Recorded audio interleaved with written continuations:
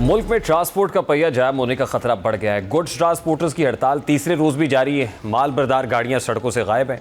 हुकूमत और ट्रांसपोर्टर्स के दरमियान मुज़ाकरात के बावजूद ताहाल डेडलाइन और जो है वो मीट क्योंकि दी जा रही है, डेडलॉक अपनी जगह पर बरकरार है। गुड्स ट्रांसपोर्ट सिर्फ ट्रक और कंटेनर्स का नाम नहीं है, ये मुल्क की मईशत की वो शहरग है जिसके ज़रिए से फैक्ट्रीज़ का खाम माल, सनतों की मसनूआत, ज़रिए अजनास, खुराक और रोज़मर्रा इस्तेमाल की जो अशिया है वो मुल्क के एक कोने से दूसरे कोने तक पहुंचती हैं।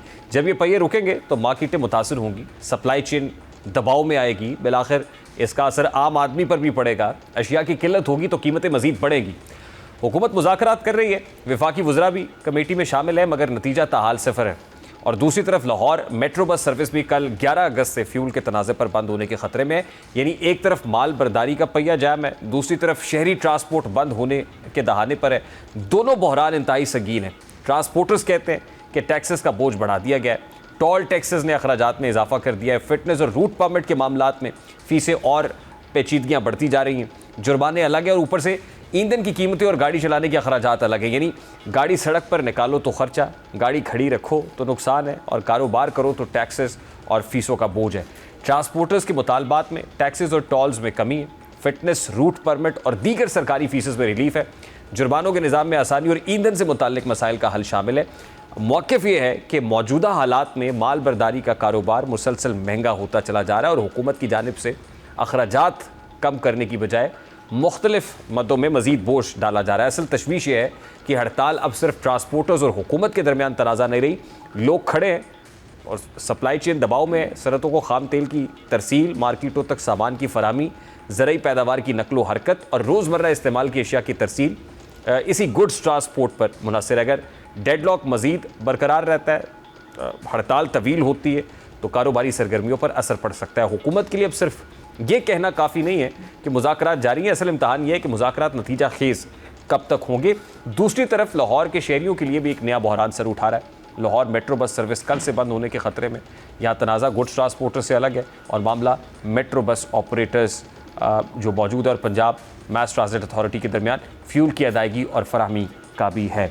इस सारे मामले पर बात करेंगे। इस्मतुल्लाह न्याजी साहब, chairman all Pakistan terminal owners association, हमारे साथ मौजूद है। अस्सलाम वालेकुम न्याजी साहब, बहुत बहुत शुक्रिया, thank you very much for joining us. सबसे पहले तो ये जो गुड्स ट्रांसपोर्टर्स का मामला है, आई अंडरस्टैंड कि ज़ाहिर है आप जो पब्लिक ट्रांसपोर्ट है उसको देखते हैं। ये जो गुड्स ट्रांसपोर्टर्स का इशू है, मुतालबात हैं, ये वही मुतालबात हैं जो आप भी कर रहे हैं?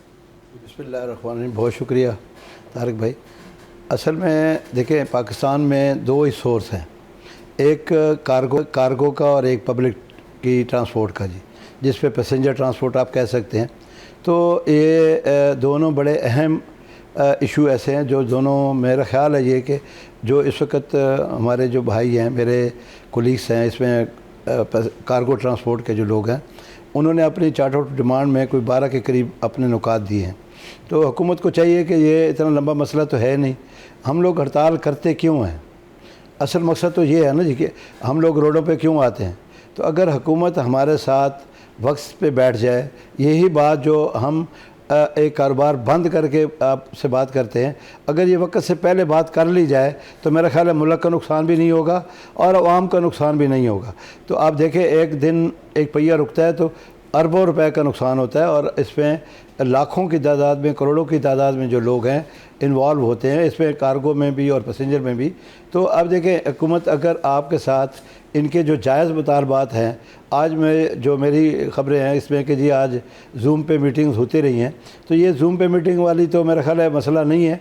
जो मेन जो हमारे नुमाइंदे हैं उनके साथ हुकूमत, हमारे नुमाइंदे जो हुकूमत में बैठे हैं वो हमारे लिए ही बैठे होते हैं ना जी, हमारे साथ ही हमारे मुल्क के। मुज़ाकरात तो नहीं सब हो रहे हैं ना, अब मुतालबात क्या है, चार्टर ऑफ डिमांड क्या है और अल्टीमेटली डेडलॉक किस जगह नहीं, क्यों अगर बैठे हैं तो क्यों पॉजिटिव की तरफ हम क्यों नहीं जा रहे?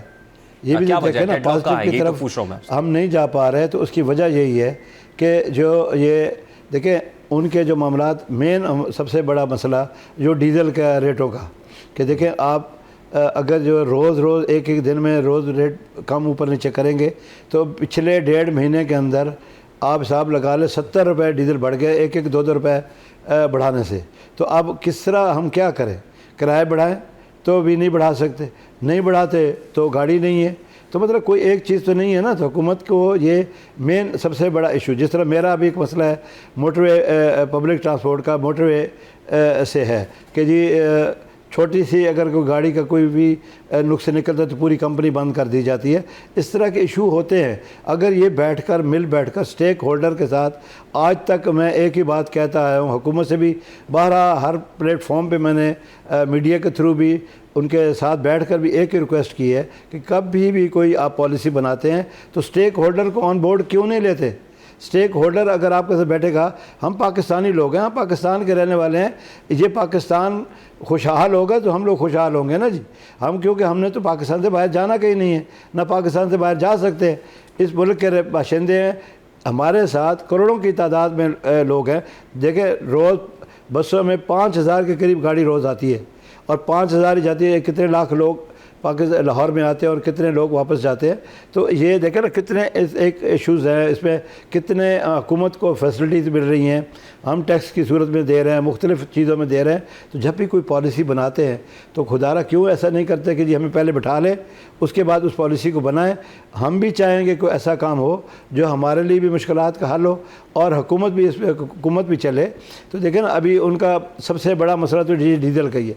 ये तो हल करने में मेरा ख्याल कोई मुश्किल नहीं। जो डेली नोटिफाई हो रहे हैं, प्रॉब्लम ये है कि ये डेली बेसिस के ऊपर उतार चढ़ाव ना हो, बल्कि जैसे इसको 15 रोज़ के लिए फ़िक्स कर दिया जाता था, आप ये समझते हैं कि अगर वो हो तो उससे आप मुतमईन होंगे? ये अब मुतालबा भी यही कर रहे हैं आप हुकूमत के, ये बैक टू नॉर्मल होना चाहिए? जी बिल्कुल। 6 महीने पहले था, फिर हम 3 महीने पे आ गए, फिर महीने पे आ गए, फिर 15 दिन पे आ गए, फिर हर हफ्ते आ गए।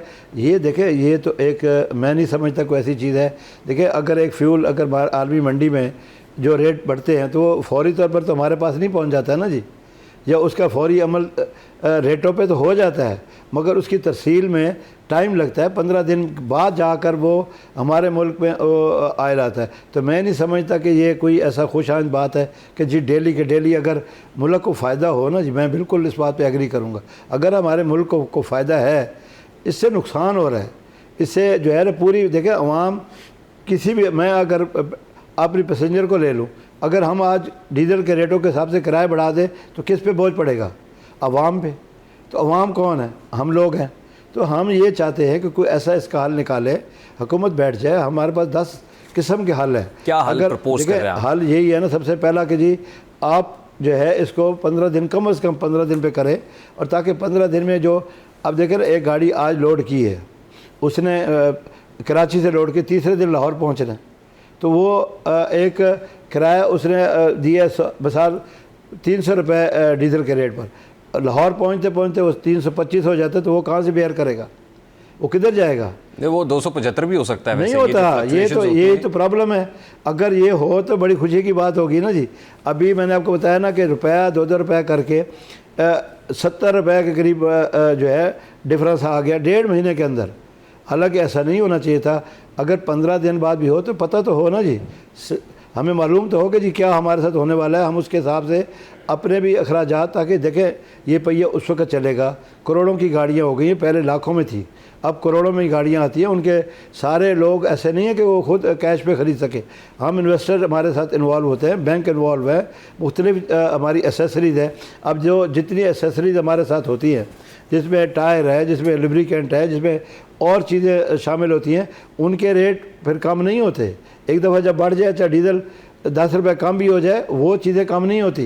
लेकिन वो सारे हम बेयर कर रहे होते हैं। हमारे लिए बहुत बड़ी मुश्किलात बन गई हैं कि हम इस हालात में अपने आप को सर्वाइवल करना, वरना कौन चाहता है कि जी मेरा महीने बाद उसको इंस्टॉलमेंट भी तो देनी है ना जी। अगर जिसका पहिया रुक जाएगा उसके और अखराजात भी तो रुक जाएंगे ना सारे, वो कहाँ से बेयर करेगा? अपनी जगह पे सैलरियाँ हैं, दूसरे अखराजात हैं गाड़ियों के, तो वो कहाँ से बेयर करेगा? तो इसलिए मेरी हुकूमत से यही एक अपील है कि बैठ जाए, और हम बैठ रहे हैं। अगर हमारे नुमाइंदे मेरे साथी जो हैं वो इनके साथ जूम मीटिंग्स पर हैं, डायरेक्टली आमने सामने बैठे, और बैठकर अगर वो नहीं आते तो हमारे ये भी तो हमारे नुमाइंदे, हमारे भाई हैं ना जी, जो मिनिस्टर साहब हैं, उनको चले जाना चाहिए।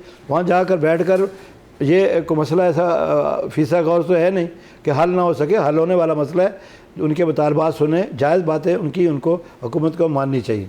लास्टली भाई साहब, क्या डेडलाइन दे रखी है आपकी जो बस ओनर्स एसोसिएशन उन्होंने भी, और जो गुड्स ट्रांसपोर्टर्स एसोसिएशन है उन्होंने भी, कार्गो वाले। जी, जो गुड्स वाले हैं, कार्गो वाले, वो तो गैर मुय्यना मुद्दत तक, जब तक उनके मसाइल हल नहीं होते, उन्होंने ऐलान कर दिए। कल हमारी एक बड़ी अहम मीटिंग है, उसके बाद मैं एक प्रेस कॉन्फ्रेंस भी करने वाला हूँ, और उसमें भी हम अपना अगला लाहे अमल जो है, क्योंकि हम भी उससे इस मुश्किलात पे आ रहे हैं। कुछ ऐसे इशू हैं जो हमारे और उनके मुश्तरका इशू हैं, उन पे बैठकर हम बात करेंगे, और इंशाल्लाह एक कोशिश मेरी यही है कि ऐसा हल हो जो आवाम के लिए भी बेहतर हो, हमारे लिए बेहतर हो, इस मुल्क के लिए बेहतर हो। बहुत बहुत शुक्रिया असमतुल्लाह न्याज़ी साहब हमारे साथ मौजूद। गुफ्तगू आपने सुनी। अल्टीमेटली इश्यूज़ कहीं ना कहीं कॉमनैलिटीज़ हैं, डीज़ल की प्राइसेस को लेके, और फिर इन्फ्लेशनरी प्रेशर तो अल्टीमेटली आम कंज्यूमर तक भी पास ऑन होता है।